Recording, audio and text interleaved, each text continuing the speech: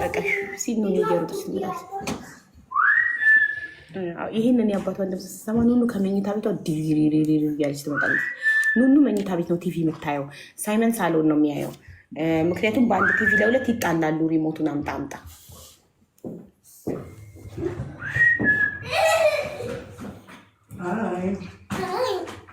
ቢኬርፉል ጀበና ትኩስ ነው። እሺ እንቀጥል ወደ ታሪካችን እንሂድ። ኬክ ማማ ኬክ ዳዲ ብሪንግ ዩ ኬክ ኢንጆይ ሁዝ በርዝዴይ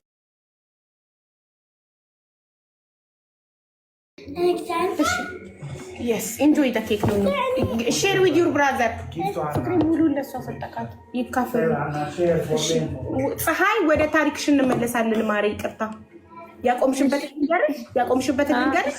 አዎ ያቆምሽው ባለቤትሽ ከኢትዮጵያ መጥቶ ሰርፕራይዝ አድርገሽው አብራሽ ሂጃዛ ቤት የምትኖረዋ ከባልሽ ጋር ግንኙነት ያላት ሴት ደግሞ ለባልሽ አንቺ ያበሻ ታክሲ መጥቶ እንደወሰደሽ አቃጥራ እሱ ሰርፕራይዝ ካረግሽው ብሩ ከተቀበለ በኋላ እንደማይፈልግሽ አንቺ ገና በ12 ዓመትሽ ተደፍረሽ የወለድሽ ልጆችሽን ምናምን በቃ አጸያፊ ነገር ተናግሮ ልብሽን ሰበረው። እሱ ጋር ያቆም ነው። ከዛ እንደዛ ሰርፕራይዝ አድርጌ እዛው ነገሩ በቃ ያኔ እንለያይ ነው የሚለው። ብዙ ሰው የሱ ዘመዶችን መጡ መከሩት። እቺ ልጅቷ እንደዚህ ሆናለች ከነበረችበት ወደዚህ መጥታለች። እሷን መንከባከብ ነው ያለብህ እና ቤተሰብ ሄደን ጠይቀናል ነውር ነው ብሎ መከሩት። ምንም ያዙኝ ልቀቁኛል። በቃ አይሆንም ሙስተሂል አለ። ከዛ ቤት ተከራየልኝ። እሺ ጃዛ ቤት እኔ አይደለኝም ቤት ተከራየልኝ ስለው እምቢ አለኝ። መስጊድ ማቃት ሴትዮዋ ተከራየችልኝ። ሜዘር መጥፎ ቦታ ግልጽ ቦታ በተከራየልኝ። የኛ አገር ልጆች ነበሩ። 3 ልጆች ይዤ ወጣ። ሀታ የወጣው ቀን ማለት እሱ ተላጃ ነው የሚሰራ።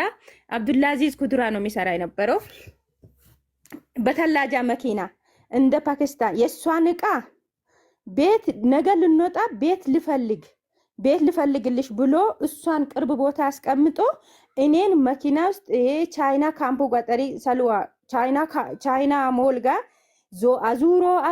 አዙሮ ለካ ስልክ ቁጥር ደውሎ አይነሳም፣ ደላላው አያነሳም፣ መስሪ ነበር አያነሳም ብሎ አዙሮኝ እሷ ገብታ ዕቃ እስከምታስተካክል ማለት ነው። የኔ ጅልነት ስልክ ይደውላል። ከዛ እሷ ገብታ እቤት ዕቃውን ታስተካክላለች። እሱም አምጥቶ አጠገብ ቅርብ ቦታ አውርዷት ነው። ከዛ ዞር እምቢ አለኝ። ለመንኩት። እኔ ወዴት ነው የምሄደው ብዬም ለመንኩት። እምቢ አለኝ። ቤትን አላህ ያሳድግልሽ፣ እሺ ክፉ አይንካልሽ፣ የልጅ ክፋት አላህ ያሳይልሽ ያ ረቢ። ከዛ እምቢ አለኝ። ጠዋት ዕቃ ተጫነ። ዕቃ ሲጫን ተላጃው ላይ ኩዱራ የሚጫንበት ተላጃ መኪና ላይ ተጫነ።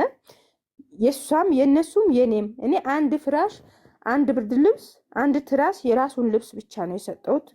ያለኝን ዕቃ እንዳለ ይዤ ሄጄ 3ኛ ፎቅ ላይ ነበረ።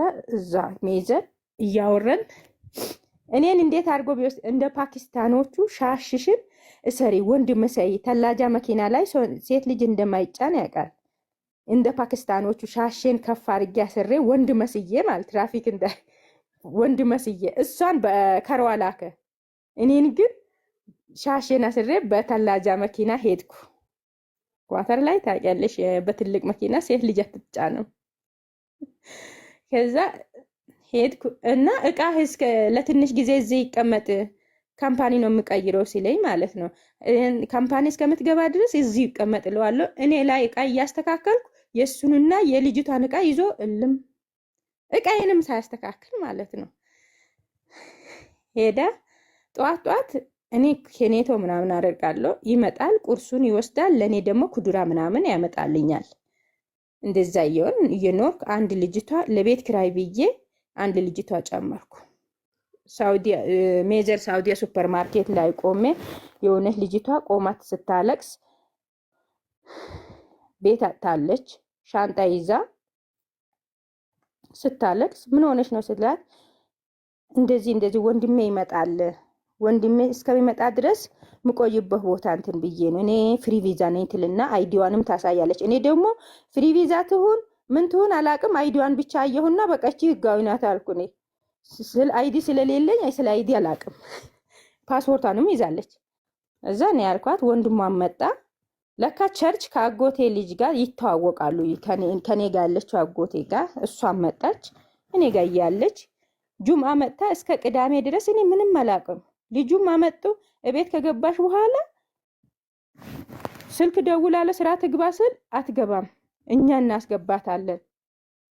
ስልክ ዝም ብዬ ደውላል። እኔ የምጠቀመው ስልክ ደግሞ የባለቤቴ ስልክ ነው።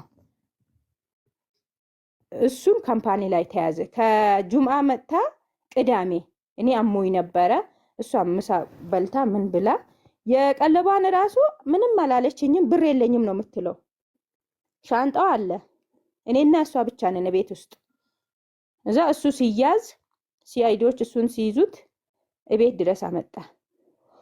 ሲአይዲዎችን ማለት ሀታ ቮይስ ራሱ አድርጎን ውጪ ያላለኝም አይዲ እንደሌለኝ ያውቃል። እዚህ ደግሞ ስመጣ ምገባበት ቦታ እንደሌለኝ ያውቃል። ይዞ መጣ። ተያዝኩ ከእሷ ጋር። ሲአይዲዎች በር ሰብረው ገቡ። እሱን ግን እንደዛ ሆኜ አንቺ የት ነው የምታውቂ ያሉኝ። የእሱ ምስት እዚህ ቤት ነበረች። የእሷን ስልክ ነው እንጂ እኔ አላውቀውም አልኩ። ማለት ለምን የንካ ወረቀት የለንም እዛ ጋር። እሱም ድጋሚ ይገባል፣ አብሮ ይገባል። እሱን ላትርፍ ብዬ ኤሌክትሪክ ላይ አዳፕተር ላይ ጣቴዎች አሁንም ቅርጽ አለው። 4 ጣቴ ማለት ነው። እንዳምን ብሎ ኤሌክትሪክ ላይ ሲያንጣጡኝ እኔ አላውቃትም። ልጅቷ ደግሞ 27,000 ኤሪያል እና 40,000 የሚያወጣ አልማዝ ቦርሳ ውስጥ አለ።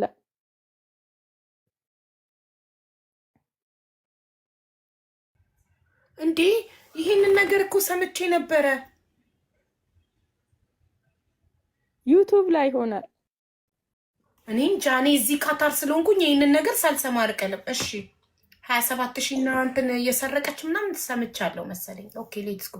አሁን አንቺ እዛ ሳትሄጂ በፊት ነው። እኔ 2019 ላይ ነው የገባሁት ኢትዮጵያ የገባሁት። ካታር 7 ዓመቴ ነው አሁን። ማሻአላ። እኔ ዱባይ መስለሽኝ ነው።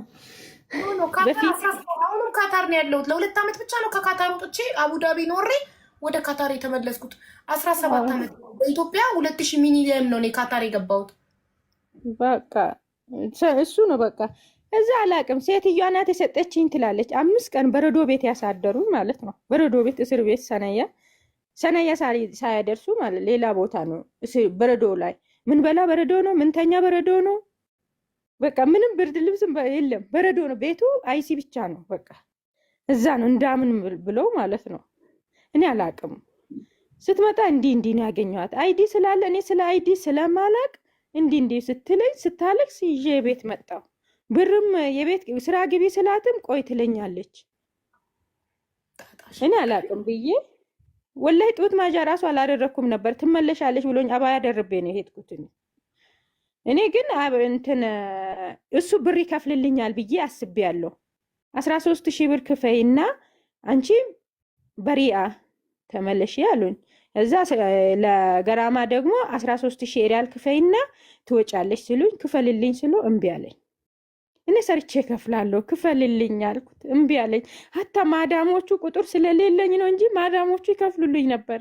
መስጊድም ብናገር ብዙ ጀማዎች ነበሩ ይከፍሉልኝ ነበር። ኢትዮጵያ አልገባም ነበር። ስልክ ስለወሰዱ የእሱን ቁጥር ነው በቃሌ ማቀው። እምቢ አለኝ።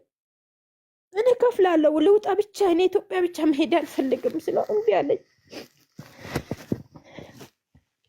ከዛ ማለት አፉን አውጥቶ እምቢ አለሽ ወይስ የለኝም ማለሽ? እኔ አልችልም፣ አንድ ቤት ይገዛል ያን አልብር አልችልም ማለት። ለምን እሱ እዛ ህይወት ጀምሯል፣ እኔ እዛ ከሆንኩ ይበላሻል። ይገርማል። ከዛ ስመጣ ልብስ አምጣልኝ። የኔ ልብስ ሁሉም ነገር እዛው ነው ያለው። አባያ ደርቤ ነው የወጣሁት። ጡት ማዣ ራሱ አልነበረም። እስር ቤት ነው የሰጡኝ የሚሄዱት ሴቶች ማለት ነው። ልብስ አምጣልኝ ስለው 2 ብርድ ልብስ 2 ሻንጣ ላይ አድርጎ መጣ እና 1 ስልክ።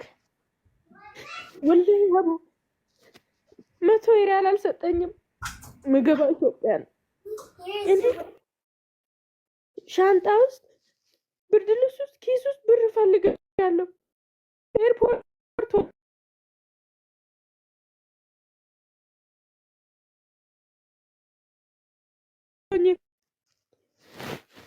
እኔ ብር ፈልጋለሁ። ምናልባት ደብቆ አድርጓል ብዬ ማለት ነው። ከዛ እሺ ማን ነው የሚቀበለኝ ስለው ጓደኞች ያሉ ይቀበሉሻል አሉ። በቃ እነሱ ላይ ብር ልኳል ብዬ ዝም አልኩት። እዛ እነሱ 8 ሰዓት ነው የወረድኩት። ወደኛ እንሂድ ሲሉኝ አልሄድም አልኩ። አላቃቸው የሱ ጓደኞች የት እንደሚወስዱ አላቅ። ወንድሜ ጋር ሲሄድ መስቀል ነው። ወንድሜ ደግሞ ክፍለ ሀገር ሄደዋል። ምስቱ አለችው። ምስቱንም አላቃትም። እኔ ከሄድኩ በኋላ ነው ያገባት። ያን HIV ይዟታል። እዚህ ግቢ እንዳገባ ያሉት ማለት ነው። ያው ሲቸግር የዴት ይሄዳለሁ ወደ እነሱ ነው። ከ8 ሰዓት 1500 ብር ሰጠኝ ጓደኛው። 1500 ብር ሲሰጠኝ የኢትዮጵያ ብር 800 ብር ውድ ነበረ በዛ ሰዓት መስቀል ስለሆነ 800 ብር ኮንትራት ይዤ በ15 ነበር በ14 ነበር የመጣሁት። በ15 ሄድኩ። ሲሄድ እዛም ፀሐይ ምን ይዛ መጣች። ፀሐይ ምን ከደቡብ አፍሪካም ደውሎ ፀሐይ ምን አመጣች። ጎረቤት ላይም ፀሐይ ምን አመጣች። በቃ እኔ ጠባሳ አለብኝ። በፊትም ልክ ያለው አርጌ ያለው የዛ ጊዜውን አላዩም። ለሁሉም አርጌ ያለው እቃ ደግሞ ልክ ነበር። ደህና እቃ ልክ ያለው እየሰራው ከሱ ተደብቄ መስጊድ እየገዛው ደህና እቃ ልክ ያለው ፍሪጁም ኦቭንም ገሳላም ልክ ገዛልኝ አስገዛልኝ ስለው እምቢ አለኝ። እኔ ብቻዬን ሄጄ አንሰል ጋራሪ ብቻዬን ገዛው። ያ ሁሉ እቃ በእሱ ዘመዶች ጋር ነው ያለው። የኔ እቃ አላየሁም ነበር። እዛ ሄድኩ። እዛም በሁለተኛ ቀን በታረደ በሁለተኛ ቀን ትቼ መጣሁ። ጆሮ ሲዶኖቅር ማለት ነው። ቤት ልከራይ እንደዚህ አልተመቸኝም እንዲህ እየተባልኩ ነው ስል 10,000 ብር ልኮልኝ ቃሊቲ ቤት ተከራየሁ። ቃሊቲ ቤት ተከራይቼ የሾምበቆ ቤት በ1200 ብር ተከራየሁ። እዛ እሱም እኔ መስከረም ላይ መጥቼ ህዳር ላይ መጣ። ህዳር ላይ ሲመጣ እቃዬንም አገኘው። ወደ አለም ገና ሄን የሱ ጓደኞቹ ያለበት የአገሩ ልጆች ያለበት ወደዛ ተከራየን። እንደዛ እየኖር የሱ እህት ደግሞ እናቷ በ3 ወር ነው የሞተችባት። የመጨረሻ እህቱ እኔ ጋር መጣ። ደህና ነበረ። ከልጅቷ ጋር መሆኑን ያወቅኩት በዛ ሰዓት ሲመጣ ስልኩን ኢንተርኔት ልጠልፍ ብዬ ስልኩን ስከፍቶ እዛ ከዛን ሰዓት ድረስ ከሷ ጋር እየማገጠብሽ እንደነበር አታቂም። ኢትዮጵያ እስከመጣ ድረስ ከአንቺ ጋር ኢጃዛ ቤት ተከራይታ ከምትኖር ልጅ ጋር እየማገጥ እንደነበር አታቂም። ኢትዮጵያ ከመጣ በኋላ ነው ያወቅሽው። ዲኒ እያወቀች ነው አብረው ቀጥላ ነው ጭንቅላቴ ውስጥ እያወቀች አብረው ቀጥላ ነው እስር ቤትም ሆና እንዲከፍልላት ምትለምነው እያልኩ ማለት አውቀሽ በቃ ዝም ያልሽው የተውሽ መሰለኝ። እስከዛን ሰዓት ድረስ አላወቅሽም ነበር። አላወቅኩም። ቃሊቲ የሾምበቆ ቤት አርከበ ሱቆቹ ጋር ከገበያ ጀርባ አለ።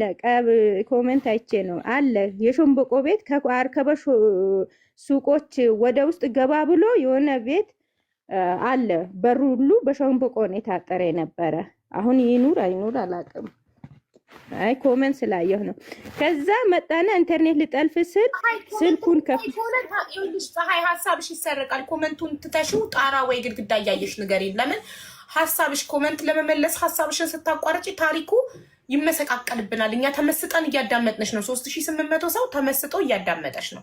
አንቺ ግን ኮሜንት የምትመልሽ ከሆነ ታሪኩ ይጠፋብናል። ስለዚህ ኮሜንት እንዳታይ ጣራ ወይ ግድግዳ እይ። ስልክሽን አትይ ወይ ገልብጩ ስልክሽን። እሺ ይቅርታ። እሺ ኢትዮጵያ መጥቶ ነው ያቆም። ኢትዮጵያ መጥቶ ሆናችሁ እሱ ጋር ነው ያቆም። ስልኩን ልጠልፍ ስከፍቶ ሜሴጅ በኢሞ ገባ ከልጅቷ። ስልኳን እኔ አውቃለሁ፣ እኔ ጋርም አለ። አርግዣለሁ ምንድነው ላስወርድ ነው ብር ላክልኝ ምንድነው ብላ አንተ እሷ ጋር ሄዳ በቃ እንደዚህ ብላ ሪከርድ ይገባል። ዳታውን ልጠልፍ ነው ያስኩት እኔ። ይሄንንም ማስቤ አይደለም። ከዛ የኔውን እንትና ሪከርድ ላኩ። እኔ ለተንኮል የሱ ስልክ ለመፈተሽም አይደለም። እኔ ስልክ ኢንተርኔት ልጠልፍ ልጆቼ ይደው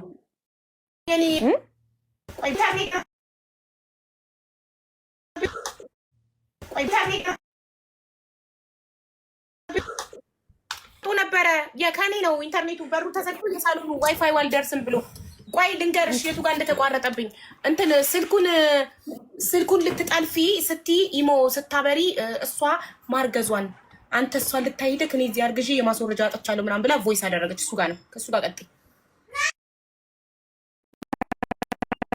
እዛ ያ ሁሉ እኔን ተንኮል አስቤ አይደለም ወይ ስልኩን ለመፈተሽ አይደለም ስልኩ ፓተሩንም አውቃለሁ የኔንም ያውቃል ግን እኔ ልጆች ምናልባት ሚሴጅ ልኮ ይሆናል ፎቶ ልኮ ይሆናል ብዬ ዳታ ስለምጠቀም ብር ሲያልቅብኝ ነው ዳታውን ልጠልፍ ብዬ ከፈትኩት ማለት ነው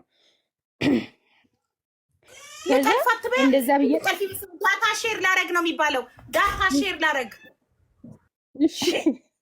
እሺ ዳታውን ሼር ላደርግ ኢንተርኔቱን ሼር ላደርግ ነው የከፈትኩት ከዛ ጠየቅኩት እንዲህ ብዬ በቃ አበትኩት ጠየቅኩት ሌላ ሰው ቢሆን ኦኬ ችግር የለውም አብረን እየኖርን እንደዚህ ያደረክ ወይ ይሄ ሁሉ በደል የደረሰብኝ በሷ ነው ወይ ብዬ ተናገርኩት ያ ሁሉ ድራማ አሁን መጣልኝ ትጠይቀው አይ ብሎ በቃ አልፏል ሁሉም ነገር በዛ ሰዓት አንቺ ስላናደድሽኝ ነው ከአበሾች ጋር ስለይሽ ነው ስለተናደድኩ ነው እንደዚህ ያደረኩት ምናምን ብሎ እንትን አለ ተውኩት እኔ በቃ መልስ ሄደናል እኛ ሀገር እነሱ ሀገር መልስ ሄደናል እኔ በቃ አሁንም ሌላ ነገር ይመጣል ብዬ ተውኩት ሰው እንትን ካለኝ ግግም አልልም እተዋለሁ እዛ ሄደ እሱ ተመልሶ በአመቱም መጣ እኔ እዚህ ሰፈር ነበርኩ ያመኛል ሆዴ ይነፋኛል እዛ ኪንታሮት ነው ብሎኝ 4 ወር ወደ ሻሸመኔ ሄጄ እዛም ኪንታሮት ነው ብሎኝ ያንን መድኃኒት ተጠቀምኩ እዚህ ደግሞ ምን ይላሉ የሱ ቤት የሱ ጓደኞቹ አርግዛለች ብሎ ለሱ ይደውሉለታል ሁለተኛ ዙር በአመት መጣ እርጉዝ ናት ሲሉ ማለት ነው እርጉዝ ናት ሲሉ በአመት ሲመጣ እኔን እያየኝ ነው እርጉዝ አይደለሁም እኔ ግልጽ ነው ሆዴ አበጠ ሆዴ እንደዚህ ብዬ ሆዴን ክፍት አድርጌ ነው ለሴቶቹ ማሳየው ቤተሰብ ጋር ሊሄድ አይሰጠኝም ነበር የሆነ ፕሮግራም የቤተሰብ ጉዳይ ተጠርቼ ዱሮ የሞተ አጎቴ አሁን ሞቷል ብዬ ሄጃለሁ ለምን ስለማይሰጠኝ መቅረት አልችልም ነበር ያን ሁሉ እያደረኩ አሁን ድጋሚ ሁለተኛ ሲመጣ እኔ እርጉዝ አይደለሁም አየኝ ከዛ ሐኪም ቤት ሄድ ንጹህ ነሽ ጤነኛ ነሽ መውለድ ትችያለሽ ነው የሚሉኝ ውስጥ ያለው በሽታዬን አላዩም እዛ እሱ ተመልሶ በአመት መጥቶ ሲሄድ ማለት ሁለተኛ ዙር መጥቶ ተመልሶ ሲሄድ እንትን አለ እንትን እህቴ ጋር ሄድኩ እህቴ ጋር ምክንያት አድርጌ ሆዴ በጣም ያብጣል ማታ አልተኛም በቃ ያቃጥለኛል የሶስት ሆድ ነው የሚያክለው ሆዴ እዛ ሄድኩ ሆሳና ሲሄድ ዝም ብሎ ክሊኒክ ሲሄድ አንቺ እስከ ዛሬ ድረስ የት ነበርሽ 90 ቀን ብትቆይ ኖሮ ካንሰር ሊሆንብሽ ነበር ከባድ እጢ ያለብሽ አሉኝ እሱ በሄደ በ14ኛ ቀን እኔ ኦፕሬሽን እንትን አገር ቤት ሄጄ ለኦፕሬሽን ቀጠሮ ያስኩ በዛ ሰዓት እኔ ላይ ብር አስቀምጦ ነበር እኔ ይሄ ብር እኔ ጋር እንዳይሆን ያንተ የለፈው ቤት ነው የለፈው ብር ነው ስለዚህ ባንተ አካውንት ይሁን እኔ ልሞትም ልድንም እችላለሁ ስለዚህ ብርህን ልመልስልክ ብዬ መለስኩለት ከሞትኩ ሰደቃ ታወጣለህ ብዬ ማለት ነው ብሩን መለስኩለት ለህክምና አስቀምጬ መለስኩለት አሳክሞኛል አላህ ይስጠው በጣም አሳክሞኛል ሐኪም ቤት በጣም ዞር ያለው አላህ ይስጠው ከዛ ኦፕሬሽን ሆኜ ትቼ መጣሁ እዚህ ሲመጣ አሁንም በ3 ወር በ4 ወር ሐኪም ቤት ሄድኩ ኦፕሬሽን ሆኜ በመጣሁ አሁንም ማመን ሲጀምር ማለት ነው አዲስ አበባ መጥቼ ሐኪም ቤት ሲሄድ መሳሪያ አስገቡና ብረቱን ሲያስገቡ የማፀን ብረት የውስጡ ስፌት ተፈታብኝ እዛ ተሰቃየሁ 9 ወር ሙሉ 8 ወር በሙሉ ደም ፈሰሰብኝ እቺ ማትወልድ በቅሎ ናት ይሉኛል አውቃ ማፀኗን እንትን አርጋ ነው ይሉኛል አይሉኝ ነገር የለም አላህ ነው ያልሰጠኝ መጣ 3ኛ ዙር መጣ እንደዛ ያመመኝ ውጪ ማደር ጀመረ አዳማ የስንዴ መጋዘን ከፍቻለሁ ይላል ያድራል ይመጣል ጧት ልብስ ሊቀይር ብቻ ነው የሚመጣ ቤተሰብ ቢያለኝ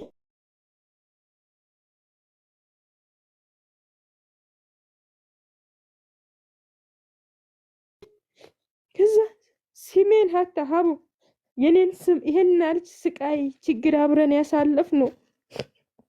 ክፉም ደጉም ሰው ሀገር ነው ያገኘሁት። ስሜን ማን ብሎ ሴቭ ያደርግ ጥሩ ነው?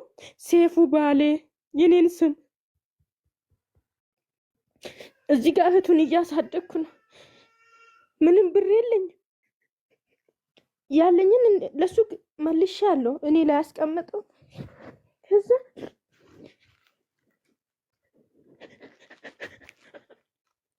መጣና ሸሚዝ ተኩሽ ያለ ተኮስኩ፣ ጫማ ጠረኩ፣ ሱፍም ተኮስኩ። ይሄን የራስ ሰርግ ሊሆን ይችላል አልኩት። አብረን እንሂድ ስለው የዱርዬ ሰርግ ትሄጃለሽ ወይ አለኝ። እና እሺ መቼ ነው የምትመጣ አልኩት። ከሳምንት በኋላ በዛው አገር ሄዳለሁ። የሆነ በመሬት ጉዳይ ነበረው ፍርድ ቤት ያዘው። በዛው እዛ ሄዳለሁ። እሱ ለካ ጫጉላ ቤት ውስጥ ከሚጨርስ ነው። ከዛ ሄደ አገባ። አላውቅም እኔ በዛ ሰዓት እዛ ሊሄድ ነው አለ።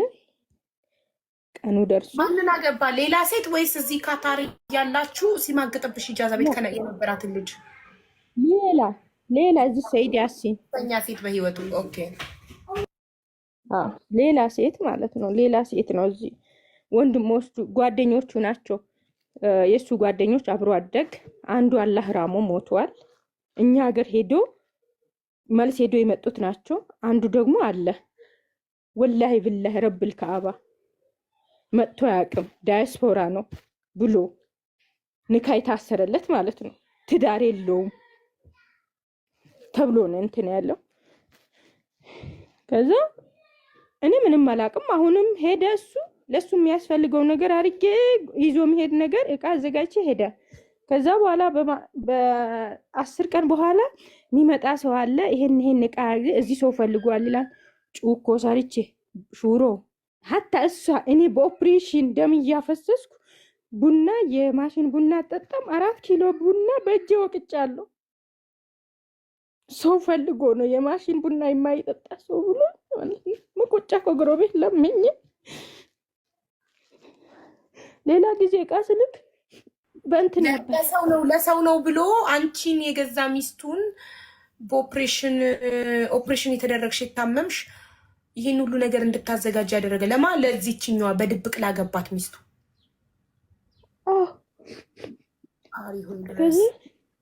ሁሉም ነገር አዘጋጅ። በርበሬው፣ ሹሮው፣ ሚጥሚጣው፣ ቂቤ፣ ማር ምንም ሳይቀር ማለት እሱ ላይ ራሱ አንቺ ለማን ነው ሰው ፈልጎ ነው ልሸጥ ነው። እዚህ ሰው ፈልጎ ነው። እኔ ጥቅም የሚገኝ መስሎኝ ነው።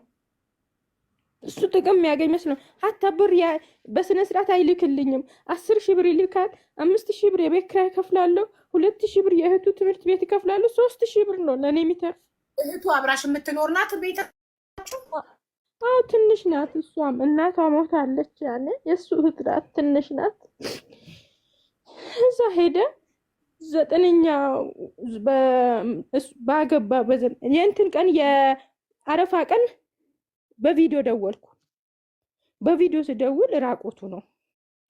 ከሰላት መልስ በቪዲዮ ደወልኩና ራቆቱ ነው። የት ነው ያለው? ኢጃዛ ቤት ወንዶች ቤት ነው እንዴ?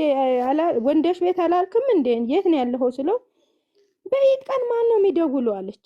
እሷ ማን ነው የሚደውለው በኢድ ቀን ስትል ጆሮዬ ላይ መጣ። ድምጿን ሰማሽ? ድምጿን ሰማ። ከ9 ወር በኋላ ማለት ነው። አግብቶ ካታር ነው እንዴ ያመጣት? እሱ ኢትዮጵያ አግብቶ እና እሱ ቀድሞ ሄደ፣ እሷ ከኋላ ሄደች። ለዛ አይደል ዕቃ ያዘጋጀሁላት።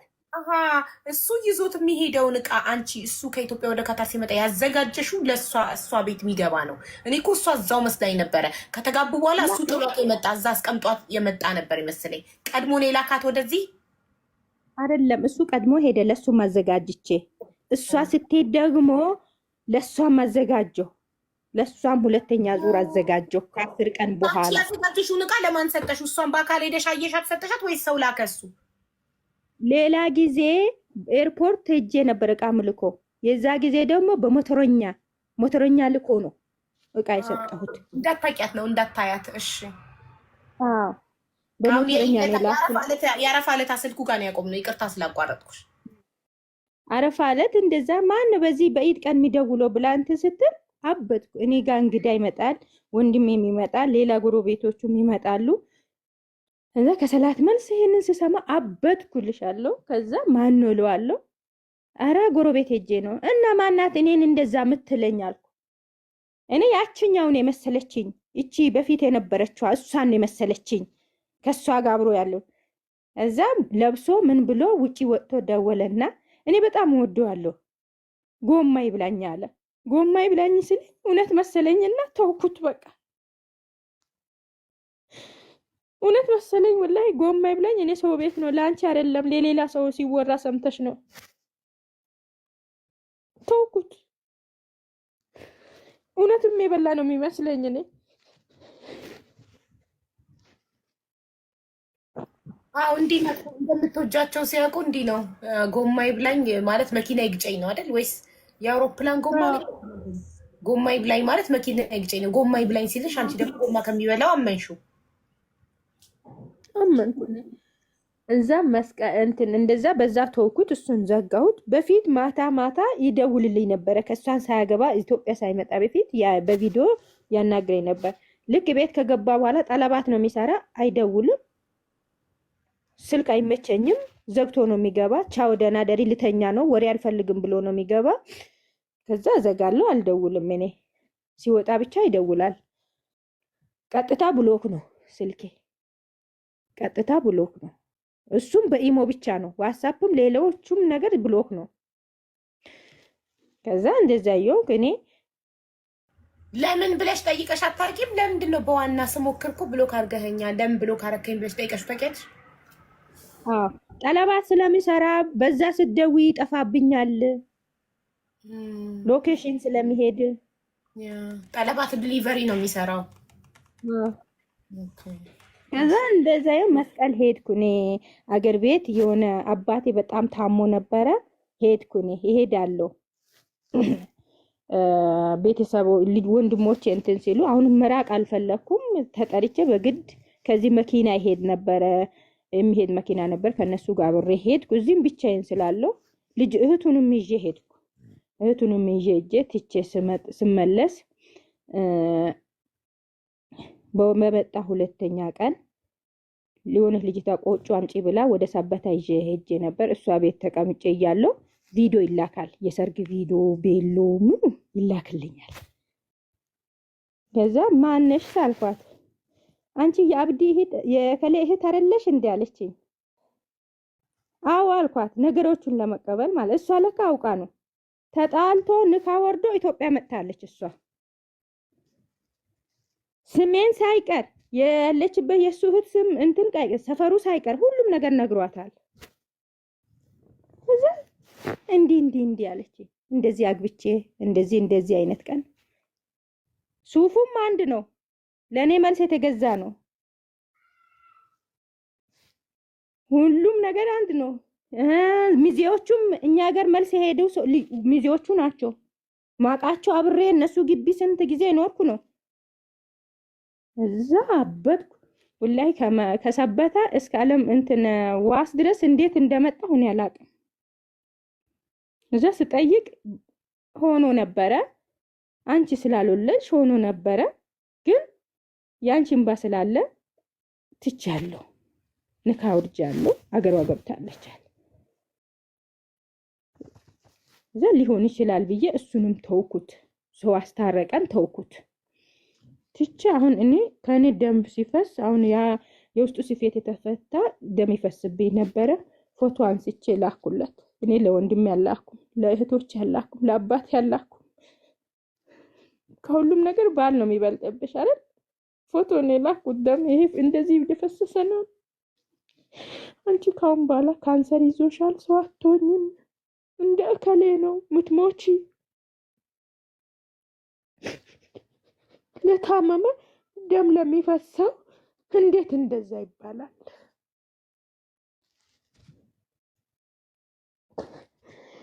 እዛ በ12 ዓመት የተከሰተ ነገር እኔ የሆነ ነገር ስናገር ያንን ነገር መጥቶ ይሰድበኛል።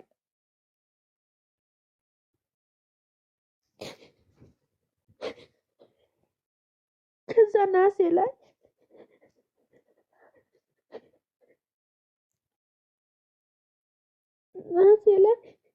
ልካ እሺ ሀቄን ስጠኝ አልኩት።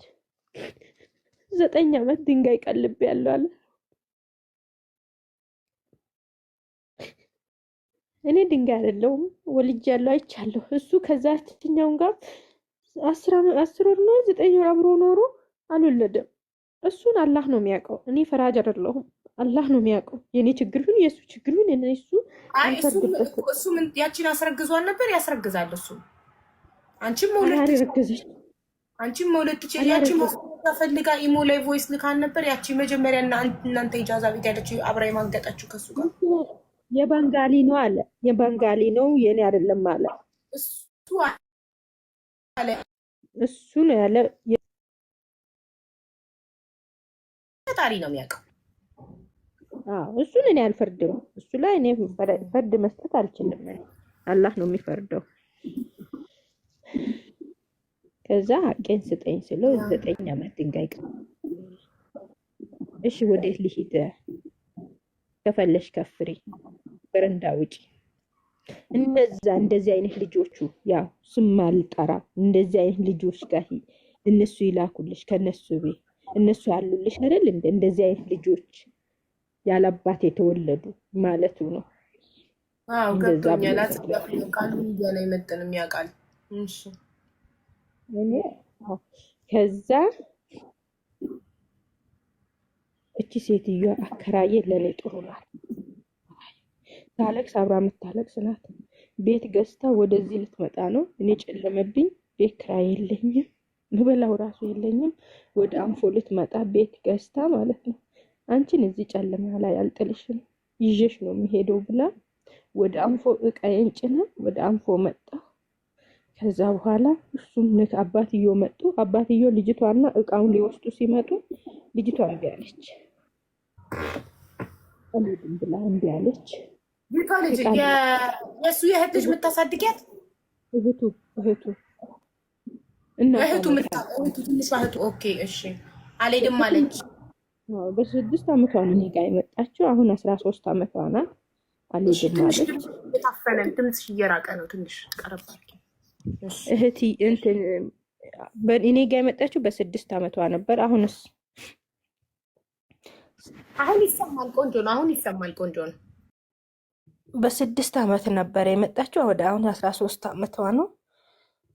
ከዛ አባትዮ አንቺ ውጪና ሌላ ሀገር ስሪ፣ አንቺ ወደ ሳውዲ ሂጂ፣ እኔ እንትን እሱም ኳታሪ ስራ፣ ከዛ በኋላ ሰርታችሁ ከ2 ዓመት በኋላ ትመጫለሽ አሉኝ።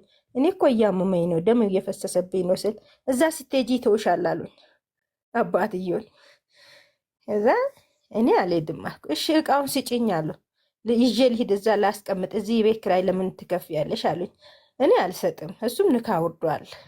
ስለዚህ ልጅቷን የሚወስዷት ከሆነ ይውሰዷት፣ እኔ ፈጣሪ እንዳደረገኝ እሆናለሁ፣ ሰው ቤትን ገብቼ እሰራለሁ፣ ጤና ብቻ ይስጠኝ አልኩ። እዛ እሳቸው ልጅቷ ሊወስዷት ልበሽ ስሏት እምቢ አለች። እኔ ወገብ ላይ ተጠምጥማ ማልቀስ ጀመረች። እኔ ከበላሁ ትበላለች፣ እንደዚህ እያለቀሰች ለምን እኔም እናት አጥቻ አይቻለሁ። እቺ ደግሞ ሕፃን ናት፣ ትምህርት አያስተምሯትም። አሁን እዛ ቢወስዱ ከብት እረኛ ነው የሚያደርጉ ብዬ እኔ ለፍቼ ጎበዝ ተማሪ ናት፣ ጎበዝ ተማሪ ከትምህርት ቤት አንደኛ ነው የምትወጣው። አልቻልኳትም፣ ለምን ስላሳደግኳት። እዛ እምቢ አሉ። እሳቸው ሄዱ። ከዛ ቀን ጀምሮ ይኸው ዛሬ መስከረም ውስጥ ነው መስከረም 7 ነው ምናምን የመጡት። እስከ ዛሬ ድረስ ልጅቷን ደውሎ አባትዮ አላናገሯትም፣ እህቶቿም አላናገሯትም እስከ ዛሬ ድረስ ማለት ነው። እቺ ልጅ እኔ ባዳ ነኝ፣ ትብላት፣ ትጠጣ፣ ልምታት፣ ልጥላት፣ ምን ትሁን መጥቶ የሚጠይቅ ሰው የለም። ልጅቷን ማለት ከኔ ጋር ነው ያለችው።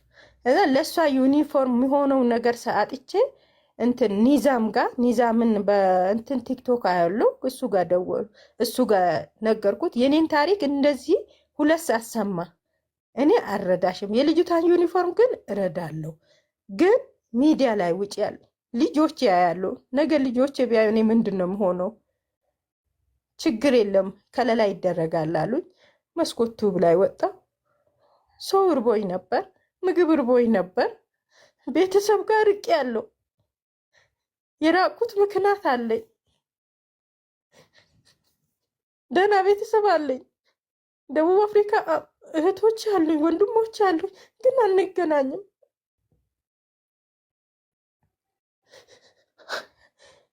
ለ12 ተወልጄ ብቻዬን ስሆን ጨለመብኝ። በቃ እንደፈለግኩ አልንቀሳቀስ፣ እንደፈለግኩ አልሰራ። ከዛ እሱ ጋር ቀርቦ መስኮቱ ላይ ወጥቶ እዛ ብዙ ሰዎች አልሐምዱሊላህ የጎደለኝን ሞሉልኝ። እኔ ደግሞ ስሰራ ከድብርቱ ስወጣ ይተወኛል ብዬ የፀጉር ቤት እቃ የሰጡኝን እንዳለ ገዛሁ። የፀጉር ቤት እቃ ገዝቼ ከዛ አመመኝ። አሁንም በቃ ሲያመኝ በቃ እንደዚህ ሳለስ በውስጥ አንድ ልጅቷ ደወለች እና መሲጋ ግቢ፣ ሸገርንፎ ላይ ግቢ ያሳክሙሻል አለችኝ። ሸገርንፎ ላይ ሄጄ አሳክሙልኝ፣ ደህና ሐኪም ቤት ኮሪያ ሆስፒታል። እኔ ምንድን ነው ልጆችን አላቀፍኳቸው፣ ሽታቸው ምን እናላቅም። አይናችን አለ ዛሬ 18 ዓመት ነው። አፍሪካን ያስጠራል ነው የሚባሉት። በፌስቡክ ነው ማገኛቸው፣ ፎቶ ነው ማያቸው። እነሱን ሳላይ ብቻ እንዳልሞት ልጅ ይናፍቀኛል። ልጅ ወጣለሁ።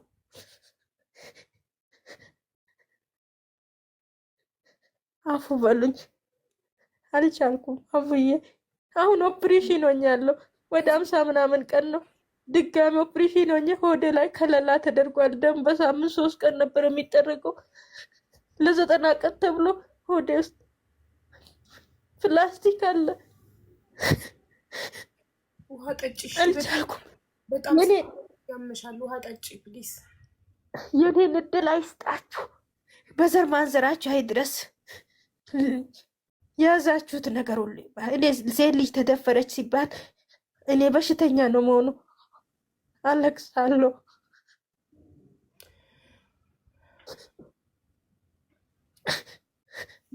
አፉ በሉኝ፣ የረበሽኳችሁ።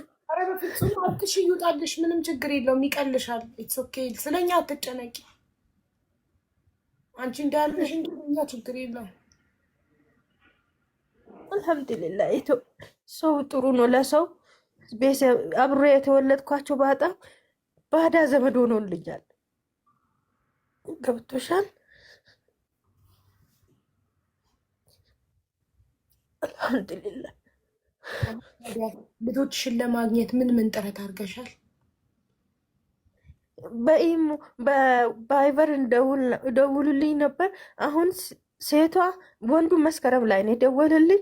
ሴቷ አመት አልፏታል። ያው እንግሊዝ ከዚህ አገናኙኝ ብዬ ሚሴጅ ጻፉልኝ ብዬ ኢሜል ሲያደርጉ የራሳቸው ችግር ነው የሚያቀርቡት። አንዳንድ ሰው አለ፣ የሰው ደግ እንዳለም የሰው ክፉም አለ።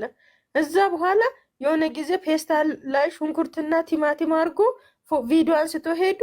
ስልክ ደግሞ ከዛ የተላከው ለራሳቸው አድርጎ ለእኔም ፍሌክስ ስልክ ገዙልኝ።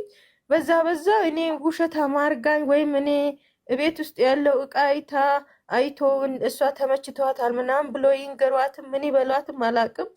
ከዛ በኋላ እንትናለች።